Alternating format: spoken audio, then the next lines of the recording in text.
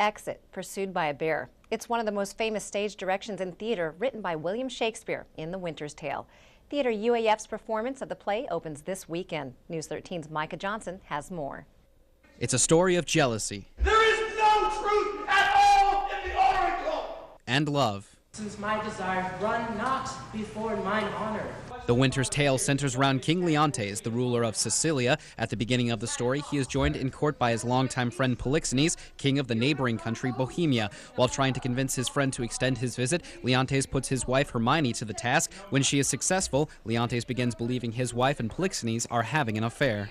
He gets a little idea, he locks onto it, everybody tells him he's wrong, but he insists he's right, and of course it leads to his doom. King Leontes is played by theater veteran Andrew Cassel. He says his character is caught by a suspicion that ends with his wife and son's death and his newborn daughter lost. Although it doesn't usually have the dire consequences that the king faces, Cassel says this kind of suspicion is a concept that many can relate to. You get an idea in your mind sometimes, and nobody can turn you away from that idea.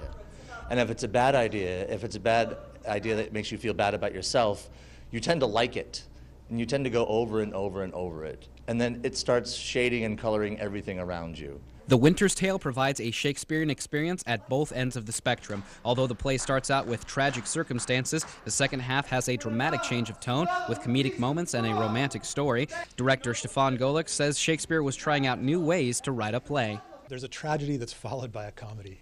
And in some ways, there are some scholars who think that Shakespeare was experimenting, perhaps even in a way we would consider postmodern, before there was a modern to post.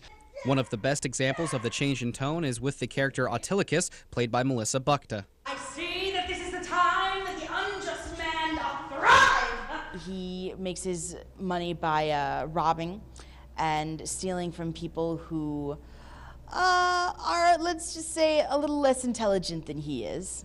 The broad range isn't only in the play's tone. With a cast of 17 people playing 26 roles, the acting roster includes a professor of linguistics, as well as 10-year-old Jasen Chausse, who is making his stage debut as the young Prince Mamilius. He says it's tough work to prepare for a play, but he has enjoyed himself. We have been just doing our lines a lot and practicing all of the hard parts where they would pick you up or something, and yeah, it's been kind of hard, but it's fun.